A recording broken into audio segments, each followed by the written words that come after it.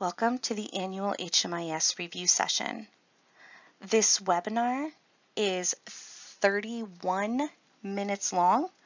Please make sure you have scheduled enough time to view this webinar in its entirety, as well as completing the required quiz. Please take the next few seconds to review the agenda for this session.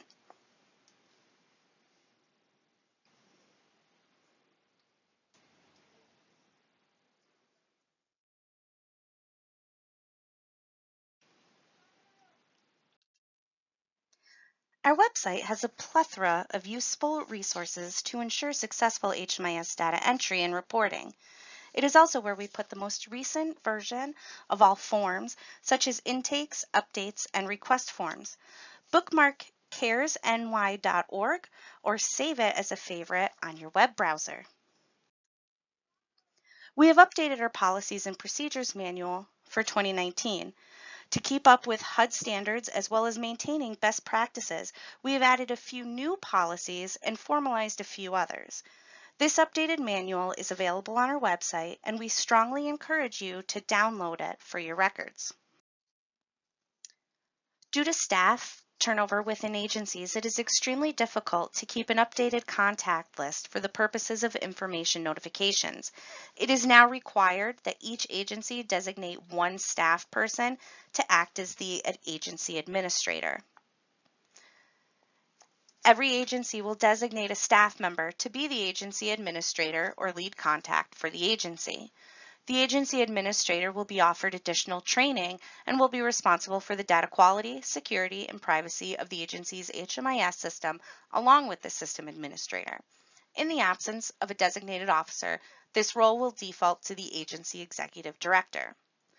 The agency administrator will maintain access to the CR-HMIS by logging into the CR-HMIS at least monthly, attending annual review and security training, submitting user agreements annually. Ensure the agency is following privacy and security requirements per the security and privacy policies of the CR-HMIS. Maintain a current agency user roster and submit a help desk ticket when changes need to be made. Review the data quality report monthly. Work with the system administrator as necessary on data quality issues. Ensure that all critical and necessary HMIS information is disseminated to all agency users. Examples, change in data collection or data entry standards or security updates. Check awards messages regularly. Subscribe to the CR-HMIS listserv. Prepare for and attend HMIS monitoring visits. The agency administrator is the default security contact for the agency. There has been an increase in the number of agencies that hold an independent contract with our HMIS software provider, Foothold Technology, and upload their data to us monthly. Because of this, the uploading process has been formalized. Agencies which have contracted to use a local level awards database through Foothold Technology may upload their data into the CR-HMIS rather than through direct data entry. If your agency is working with Foothold Technology, please contact Kelly Clark, kclark@caresny.org, or by phone at 518-489-4130, extension 113, to review the process and ensure that both Foothold and CARES are in proper communication. Monthly uploads between the home database and the CR-HMIS are required of all participating uploading agencies. CARES requests that one staff on the CR-HMIS team be given access to the Home Awards database to complete the upload and review validation errors for correction. At least one read-only login will be provided to the uploading agency to ensure data quality and assist in the coordinated entry process if the community is using the HMIS waiting list feature. Uploading agencies are held to the same data quality standards as the rest of the CR-HMIS community. It is vital that there be someone on staff dedicated to reviewing and correcting validation errors that may impact the quality and usability of the project data. Community, state, and federal reporting, APR review, and rank-and review for uploading projects will be taken from the CR-HMIS data files, not the originating agency's awards system. COC contracts and MOUs. CARES requires all participating continuums of care to maintain a memorandum of understanding with the CRHMIS. For COCs in which CARES is not the direct grantee, a contract outlining roles and responsibilities will be required before system administration services can be rendered. These contracts will vary to meet the needs and funding level of each community. For details on these contracts or for more information about becoming part of the CARES Regional HMIS, please contact the Director of HMIS Projects and Services, Allison Thiessen, at athiessen@caresny.org or by phone 518-489-4130 extension 103. For copies of invoices or payment concerns, please contact Kirsten Jones at kjones@caresny.org or by phone 518-489-4130 extension 100. For data to be meaningful across program sites, data must be consistently added and updated in the awards system. Participating agencies will follow all guidelines, standards, and requirements for HMIS data and reporting as set forth by HUD and the federal partners. Participating agencies will aspire to the best of their ability for data completeness and data quality as outlined within this document. Participating agencies will collect all data elements as specified in the 2017 HMIS data standards. Participating agencies will be prompt in adding and updating data to the CRHMIS. Agencies have 10 days to enter data into the HMIS without penalty to data quality. However, real-time data entry or as close as possible is strongly recommended. Backdating permissions for entry of intakes and discharges more than 10 days beyond the intake date must go through the agency administrator and be sent as a request via the help desk ticketing system. Agencies must complete data collection and entry at the appropriate points in a client's service history, including intake, update, annual assessment, discharge, and post-discharge. Progress note and contact log input date ranges will be established on an agency-by-agency basis, and backdating requests must also go through the agency administrator. As HMIS participation grows, so does the number of agency staff who have HMIS access. HUD requires CARES as a system administrator to monitor HMIS activity and revoke access of any user who has had a lapse in activity of 30 days or more. Due to staff workload, we do not have the capacity to immediately reactivate user access. If a user account has been deactivated due to inactivity, written permission from the agency administrator must be sent to CARES to have it reactivated. Permission for reactivation can be emailed to kclark@caresny.org or faxed to 518-489-2237 with an email alerting to the incoming fax. After receipt of the reactivation permission, it may take one full business day for the username to become active again. To avoid this, many users make login to HMIS a recurring event on their work calendars every 25 days. Please note that if an account has been inactive for 3 or more months, or if there has been a significant system update during your account's deactivation, the user will be required to go through some training prior to reactivation.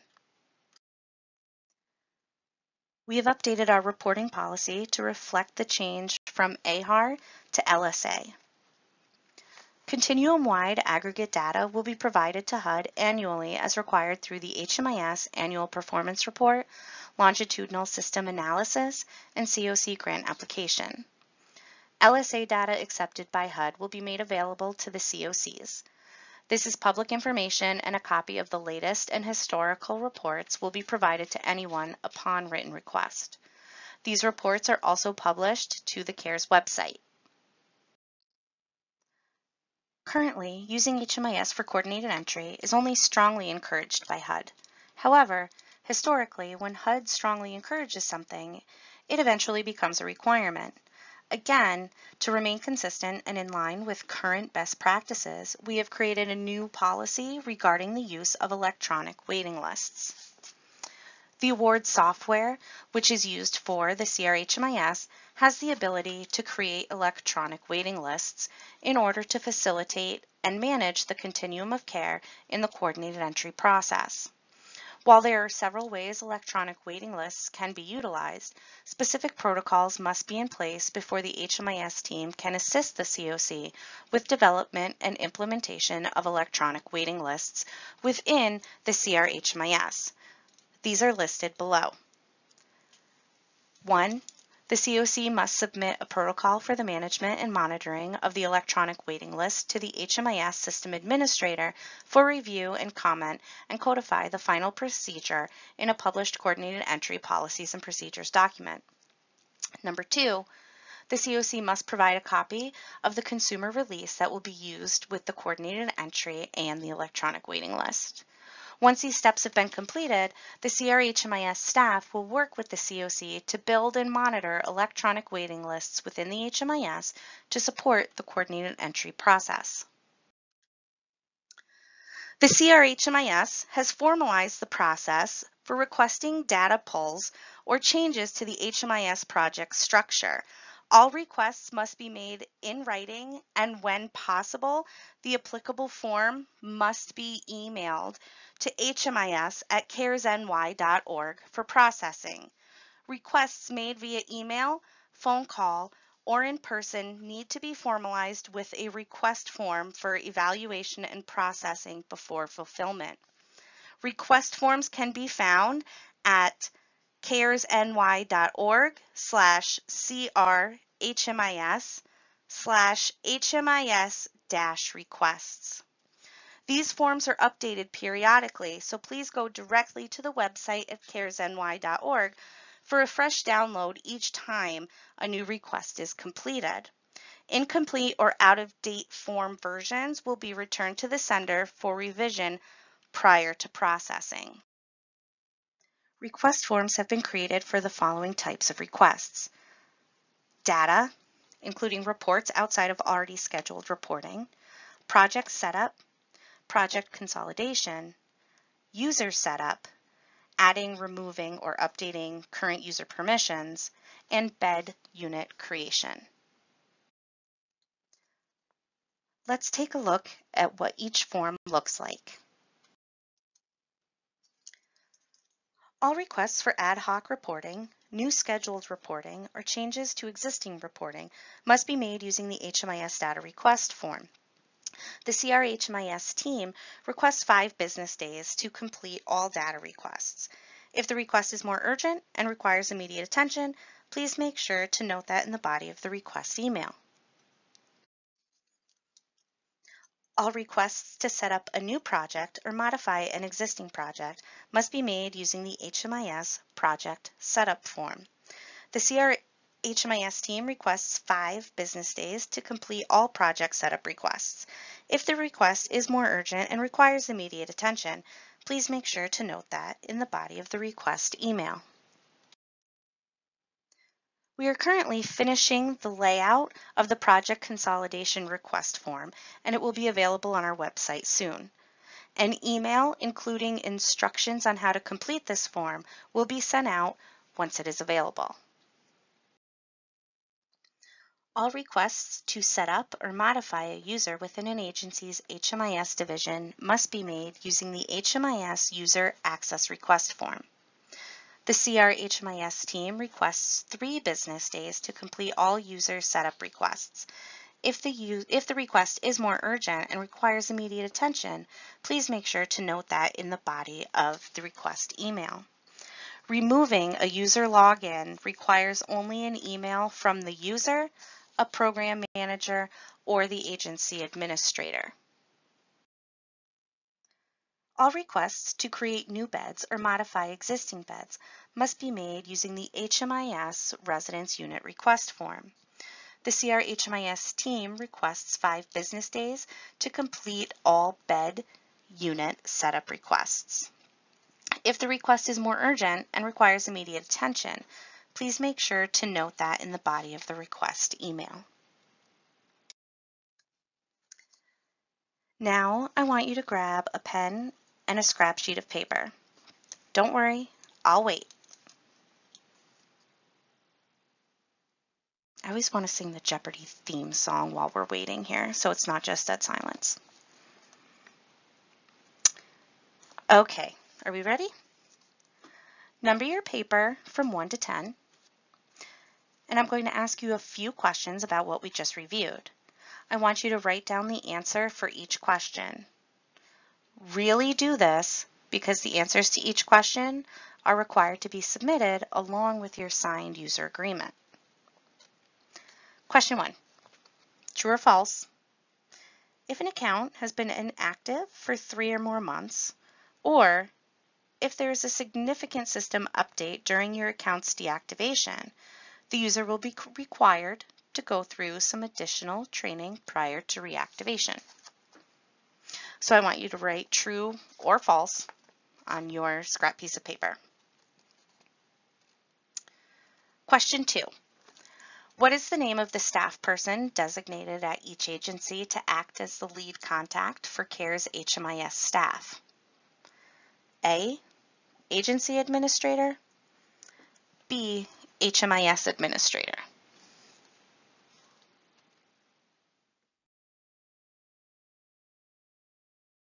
Okay, question 3. How should a user request a new bed be created for a project? A, send in a help desk ticket. B, call their customer service rep. Or C, submit a bed unit request form.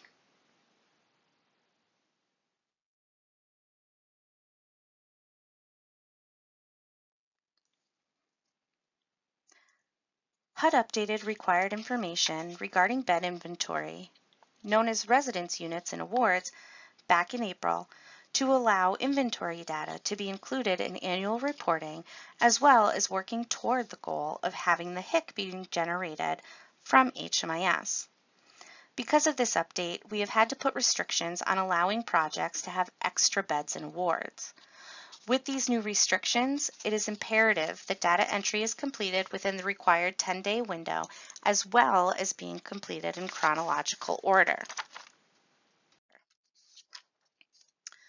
The picture on the left is from the housing inventory chart, which shows a seasonal shelter project has 19 seasonal beds and 44 overflow beds for a total of 63 beds.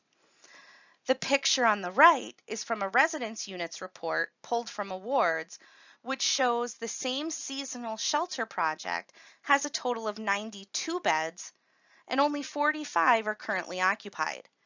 In order for the HMIS to generate a true inventory report for the HIC and federal reporting, we will have to close 29 of these extra beds in awards. Imagine Frank presents at this seasonal shelter on January 13th and stays for 2 days. Now Lisa presents at this shelter on January 15th and stays for 4 days. On January 20th, Carl presents at the shelter and only stays for 1 night. Each person slept in bed 7 while they were in shelter. In a perfect world, Frank, Lisa, and Carl would all have their admissions and discharges processed in HMIS the same day that they happened. But in reality, we know that when providing emergency services to someone in crisis, data entry is often placed last on the priority list of things to do. If and when this happens, there are steps that can be taken to avoid not having enough beds available for data entry without creating extra beds. Number 1, make sure that all intake and discharge forms are kept in chronological order, beginning with the earliest intake. In this case, Frank's intake and discharge forms would be first, followed by Lisa's intake and discharge, then Carl's. Next, using the Reports module within Awards, run a housing report by 1. Selecting the project name from the program drop-down selection, 2. Select All from the Show Reports left side menu, 3. Type Housing into the search field to the right and hit Enter. Now, click on the words Housing Report. On the Housing Information Settings page, keep the location drop-down set to the default of agency housing. Select residence history from, and then enter a date range. In this case, I'm going to go back to January 1st through the current date of January 23rd. Click Continue. On the Housing Inventory From page, you can leave all of the top drop-down selection menus set to their defaults. By default, all of the selection boxes are checked to display in the report. Though optional, I always uncheck primary coordinator, psychiatrist/therapist, and referral source only because none of this information is necessary for what I am doing. Click Continue and the report will be displayed. The report shows that bed 7 was available on January 13th, Frank's admission date, through the current date of January 23rd. If this was not the case and the report showed that bed 7 had been used on or after January 13th, you would need to contact the help desk to assist with bed swaps to clear bed 7.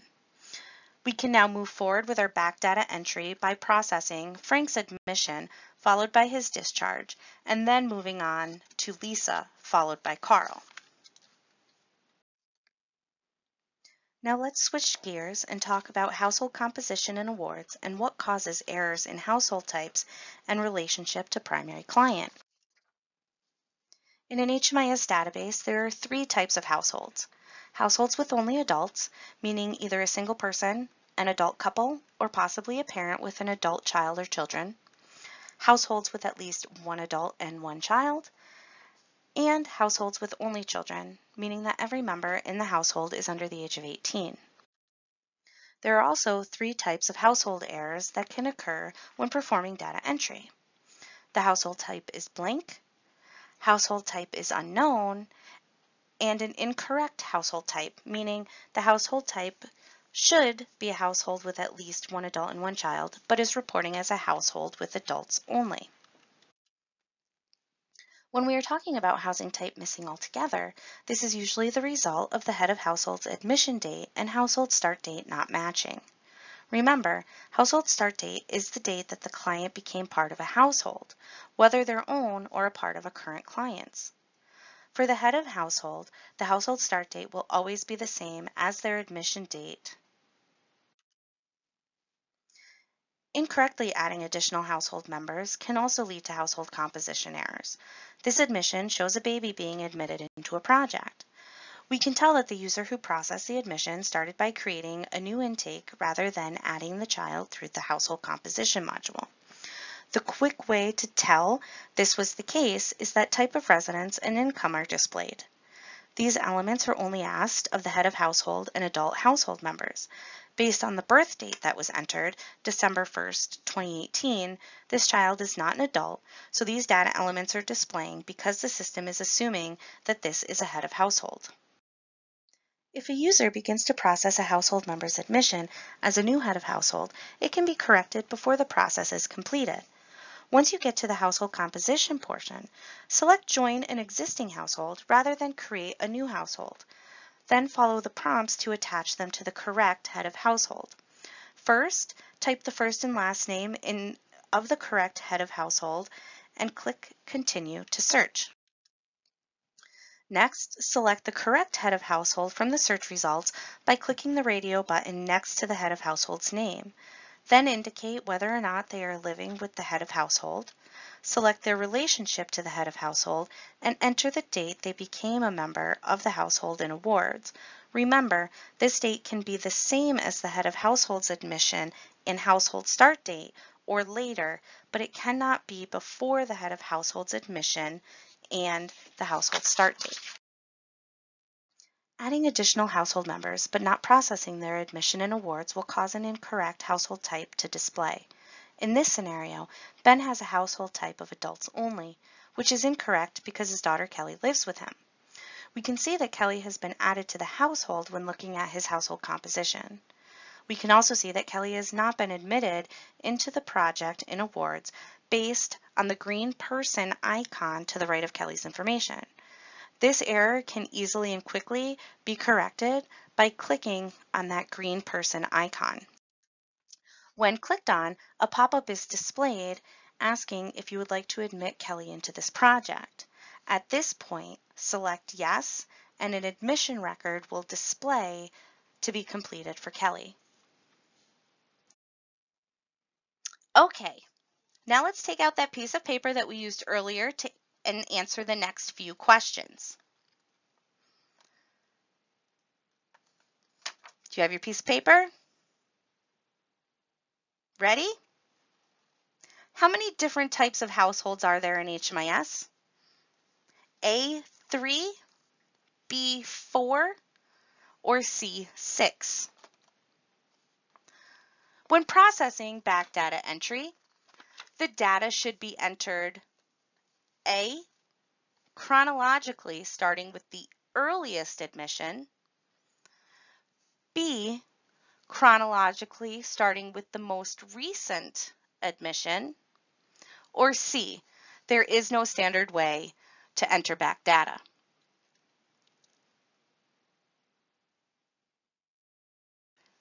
Next question. True or false? When processing back data entry, you should complete both the admission and discharge for a client before moving to the next client. And final question for this section. What is the name of the report in the report module that will show you which clients are in which bed? A, household composition report, B, HMIS report, or C, housing report?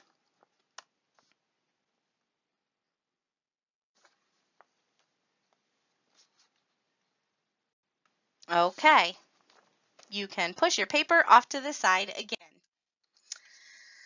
We're just about at the finish line. I want to review when and how the responses of client doesn't know, client refused, data not collected, and other should be used in HMIS. Client doesn't know should only be used as a response option when the person completing the intake asked for the information, but the client does not know it. Similarly, client refused should only be used as a response option when the person completing the intake asked for the information, the client knows the information, but refuses to give the information. Data not collected should only be used as a response option if the person completing the intake does not ask the client for the information pertaining to that data element. Something to keep in mind if or when selecting this response option: depending on your funding source, certain data elements are required to be collected at admission. Failing to collect this data by simply just not asking the client will reflect poorly on reporting to the funder. Selecting the response option of Other should only happen if none of the available response options even loosely apply to the actual situation for the client. The response options given by HUD are fairly encompassing, so if you come across a situation where you are unsure of which option to select, give the HMIS team a call and we can talk through it with you. Using Other as a discharge destination response, regardless of what is typed into the text field, will not report as a positive outcome. For reference, we have this What to Select in Place of Other guide on our website that you can download or print for your own records. Last set of questions. Why don't you pull out your papers and we can start writing down the answers. True or false? Data not collected should be used as a response option if the person completing the intake asked for the information, the client knows, but refuses to give the information.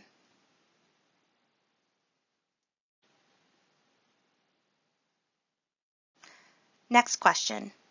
How long do agencies have to enter data into awards without penalty to data quality? A, 15 days, B, 10 days. C, 2 days.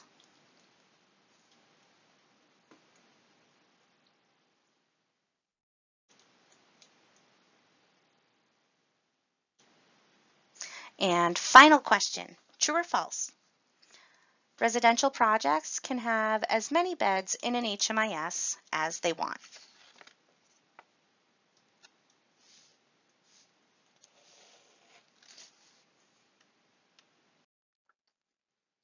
Only 2 more steps to complete, and then annual user review can be off your mind until next year. Step 1, download and print the HMIS user agreement form found on our website. Step 2, send both your signed user agreement as well as the answers to the POP quiz questions back to me, kclark@caresny.org. If emailing, you can put your quiz answers in the body of the email. By fax, 518-489-2237, or you can mail it to me, addressed Cares of NY, attention Kelly Clark, 200 Henry Johnson Boulevard, Suite 4, Albany, New York, 12210. As always, if you have any questions, comments, concerns, or just want to chat, you can always reach out to me via email or phone, 518-489-4130, and my extension is 113. Enjoy the rest of your day.